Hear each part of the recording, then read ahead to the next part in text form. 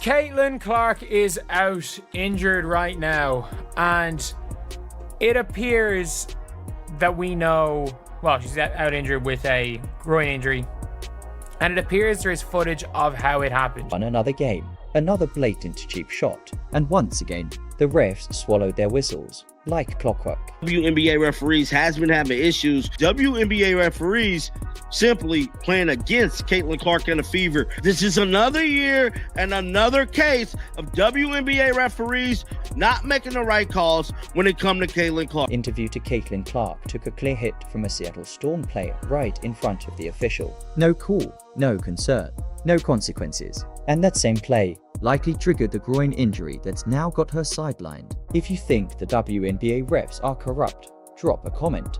Protect Cece down below. Let's go. The worst missed calls I think I've ever seen in basketball. And then when the refs don't call the bear hug, obviously being fouled, the refs don't call. No protection, no accountability. And let's not act like this is some one-off moment. It's become a pattern, week after week. Caitlin Clark is the needle. Caitlin is box office. Caitlin Clark as the star. Everything else is wrapped around her, and everything else is revolving around her. She's Rookie of the Year in the WNBA. Caitlin Clark is the star player of the WNBA. The most popular woman ever in the WNBA, Caitlin Clark. This isn't about just one foul. It's a league-wide problem. Because silence, it isn't neutral. It's complicity, and the WNBA turning a blind eye. It's becoming a full-blown scandal. It is a mad situation just all around when it comes to Caitlin Clark. Caitlin Clark has suffered yet another hard foul, and the referees failed to make a call. The WNBA is physical, and she just needs to get over. What happened in Seattle wasn't random. It's the latest chapter in a long, ugly trend. Caitlin Clark getting hammered and walking away with 0 whistles. And we have another situation where WNBA referees fail to make the right calls against Caitlin Clark and the Fever. And somehow, the officials still act like they don't see it. Like they're watching a different game entirely. Why is that? New year, Caitlin Clark still getting assaulted though, bruh. Why is we back here? Seen it all. Arm grabs, body slams, elbows flying like it's pro wrestling. There's one viral clip from that Storm game. Clark drives hard, takes a clear hack across the torso. Ref standing right there, watching. Still nothing. Meanwhile, the Fever get whistled for breathing too hard. Sophie Cunningham literally got a foul for existing. Hands up, feet planted. Did it matter? Then on the other end, bump whistle, bump whistle. You can't make this up. For whatever reason, these referees made it their business to simply not make the call. That's not just inconsistent officiating. That's biased, plain and simple. And fans have their receipts. Social media flooded with slow motion. Clips of Clark getting mauled while refs just watch. She gets nothing. Opponents get free trips to the line for barely grazing someone. And it's not one bad ref. It's systemic. Even head coach Stephanie White called it out. The Fever and especially Clark aren't getting a fair shake. Referee's literally right there. Like, bro, you're right there. So where's the WNBA in all this? Commissioner Kathy and Gilbert, silent. No press conference. No statement. Not a word. A foul on Sophie Cunningham for doing absolutely nothing. Dantas just her hands in the air. Another foul. Touch foul, touch foul, touch foul. And let's be real.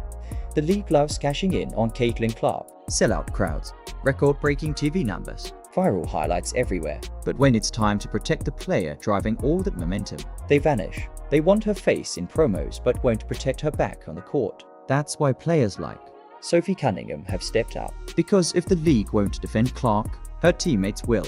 This isn't just about basketball anymore. It's about the message the WNBA is sending. Thanks for the ratings, but don't expect protection. I thought she got fouled. You know, I think it's pretty egregious what's been happening to us the last few games. You know, a minus 31 free throw discrepancy. And I might be able to understand it if we were just chucking threes, but we're not. We're attacking the rim. And the disrespect right now for our team has been pretty unbelievable. So it's disappointing. Now let's talk about that Seattle game, the spark that reignited this entire firestorm. Yeah, the Fever got the W, 94-86. But don't let the scoreboard fool you. From the opening tip, Clark was hunted, grabbed on cuts, held on screens, shoved on drives, and the refs didn't have the guts to blow the whistle. There's one play that says it all. Clark drives, takes full body contact going up, the ref just stares and lets it go. Patty has said nothing. She just refused to address this referee problem. And this isn't just frustrating, it's dangerous. It tells the whole league, target Clark all you want. Nobody's calling it, and Seattle got the memo. But here's what makes Caitlin Clark different. Despite the hits, despite the silence, despite risking injury every trip down the floor, she didn't fade. She kept leading. Sure, the box score looks ugly. 6 points, 8 turnovers. But the real story isn't on the stat sheet. No doubt, the Indiana Fever are dominating the WNBA. The numbers never tell the whole truth.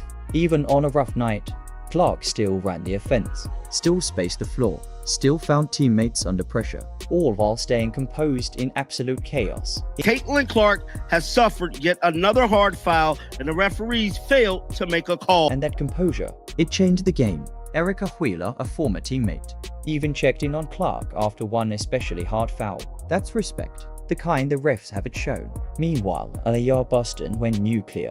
Career high 31 points, 8 boards. Caitlin Clark is definitely still in a shooting slump. She attempted 6 3-pointers, made none of them. She went 3 for 13 all night. This is the first time in her career Caitlin Clark recorded more turnovers than points, bro. She had more turnovers than points for the first time in her whole basketball. Kelsey Mitchell torched them for 26. Lexi Hull locked in her first career double-double. And all of it happened because Clark was out there pulling the strings. She didn't need to drop 30, she orchestrated everything. Her impact on the court was still like extremely high. She did also have 9 assists, 3 steals, and 2 rebounds. She didn't get the whistles, but she got the win. She wasn't protected, but she protected her squad. And that's what clueless critics and blind refs keep missing.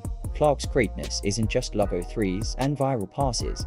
It's the poise, the grit, the way she makes everyone around her better. The league looked away. She kept the fever alive and walked off with the W. Leah Boston put on a masterclass, hitting a career-high 31 points, 8 rebounds, 3 assists, 2 steals, and she shot 72%. And let's be real, Caitlin Clark isn't part of the WNBA boom, she is the boom.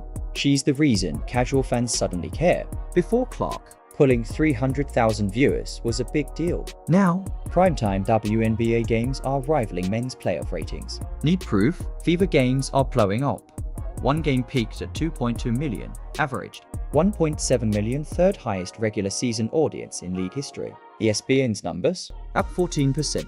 ABC, up 76%. If it wasn't for Leah Boston and Kelsey Mitchell, this could have been the 3rd straight. And if you're keeping score, nearly every record-breaking broadcast this season has the same thing in common.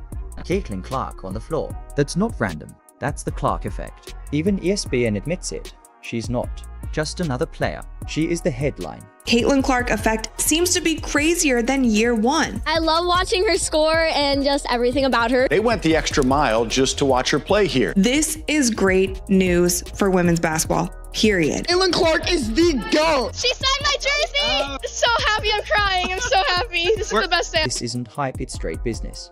When the Fever go on the road, ticket prices explode, jerseys fly off shelves, TV ratings skyrocket, and the league, they're more than happy to blast Clark highlights, sell out arenas, flood social media. But when she's getting hacked on, national TV, silence. No press conference, no statement, nothing from Commissioner Kathy and Gilbert. They love the revenue. But when it's time to protect the superstar driving the boom, crickets. It averaged 1.7 million views. It peaked at 2.2 million views. WNBA on ESPN regular season averaged 33% more than last year. And it was up 2025 NBA coverage across ESPN of 14% from last year. A victory, bro. ESPN made a bag on this one. Would the NBA ever let this happen to Steph Curry? Would the NFL stay silent if Patrick Mahomes is caught after the whistle? Absolutely not, because those leagues get it. Protecting your stars protects your business. Caitlin Clark isn't just another player, she is the brand. But in the WNBA, it feels like they're happy to milk every drop of value out of her, without offering basic respect or fair officiating. Sure, Sophie Cunningham gets props for stepping up, but let's not lie. Not everyone is with Clark. Some players, they're jealous, cold, or flat out dirty throwing cheap shots because they know the refs will keep swallowing the whistle. And as one commentator nailed it, Sophie's big moment wasn't even a bucket, it was standing beside Clark. Now, this ain't because they played the Las Vegas Aces. No, this because Caitlin Clark was expected to ball out. Caitlin and them still doing big viewership numbers, still doing big-time votes when it comes to All-Star games, still making their presence felt. That's the raw hypocrisy. The entire WNBA is feasting on the Caitlin Clark wave, but she's surfing it alone. They want the ticket spikes, the TV ratings, the viral clips, but won't lift a finger to shield her from elbows and hacks. Instead, the silent expectation, Clark has to do everything. Carry the hype, take the hits, fill the seats, boost the numbers, and somehow led her team to wins. And here's the wildest part. Even when the refs let her get mugged, even when shots won't drop, she still delivers. Still keeps the fever and the league alive. I don't care about the score. I'm watching because it's the FOMO that everyone is rushed to watch. But here's the million-dollar question. How long can she keep doing this? How long can a 23-year-old sophomore prop up an entire league without even getting a fair whistle? This isn't just bad business. It's wrong. Caitlin Clark is the WNBA's golden ticket. She's already given them more buzz, cash, and cultural power than they ever dreamed of. It's time for the league, the refs, the commissioner to finally give something back. Start simple. Blow the damn whistle. Caitlin Clark is the needle mover. She is the needle mover. She is the franchise player. And she was the MVP. She is the main draw. She wasn't the one who was full sprinting down the court. Caitlin Clark is a rising star in women's basketball. She's pulling in crazy viewership numbers. She's my role model. I really look up to her. Why do you like Caitlin? And she's so good at basketball. Because she's that awesome person and she has like a lot of aura. And look at what's happening in Indiana. It isn't just special, it's transformational. Against Seattle, Clark shot horribly. 6 points, 8 turnovers. Couldn't buy a bucket. But watch the tape. She still bent the game around her. Pulled defenders out, forced double teams, ended with 9 assists, 3 steals, and constant off-ball chaos. That floor general magic let LA of Boston drop a career-high 31 and own the paint like a future MVP. Kelsey Mitchell, 26 points.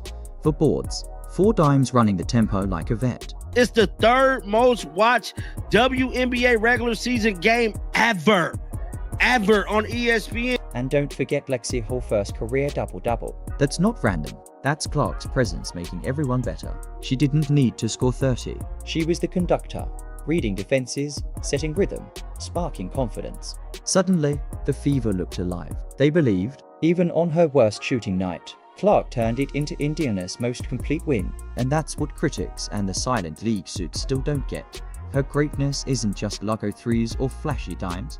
It's her toughness, her vision, her impact even when battered and ignored. She still drags the WNBA international relevance on her back.